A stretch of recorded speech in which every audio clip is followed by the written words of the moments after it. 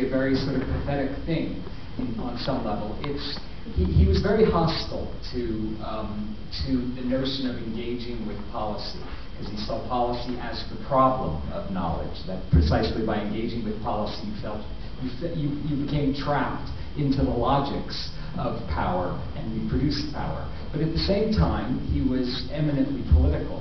And he, somewhat inconsistently, but I think very provocatively and in an interesting way, and not very often, made calls for people not being public intellectuals, even though he was a great public intellectual, but being specific intellectuals, meaning that they become experts at the interstices of the powerful bureaucracies and figure out the internal logics of the powerful bureaucracies to try to subvert them, in a sense, from the inside through their own logics. So what I wanted to propose was using some theory from medical humanities and social sciences, a concept of structural vulnerability that could be transformed into a very nerdy, bureaucratic checklist that doctors would be required to be trained in as medical students, and then would be required to administer, the way they're required to administer now, more or less required to administer now, a checklist for depression when they suspect someone has depression, or a checklist for child abuse or battered domestic violence abuse, and so forth, when they see symptoms of that.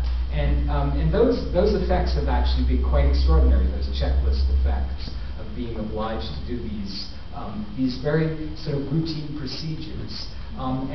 This one that I want to propose then of structural vulnerability, the idea is that it would be a means for a transformation, a transferal of resources towards the socially vulnerable, those who aren't being served by medicine today. And I'm basing this, I'm basing this, and I'll give you a little bit of background here. I'm basing this on my field work with homeless heroin injectors and cocaine injectors on the streets for the last 20 years, on the streets of San Francisco and New York City and now Philadelphia.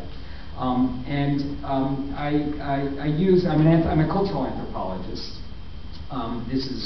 So I participate in the daily lives, in the parties. This is a party a graduation party of one of the cousins of the drug dealers I work with now in Philadelphia.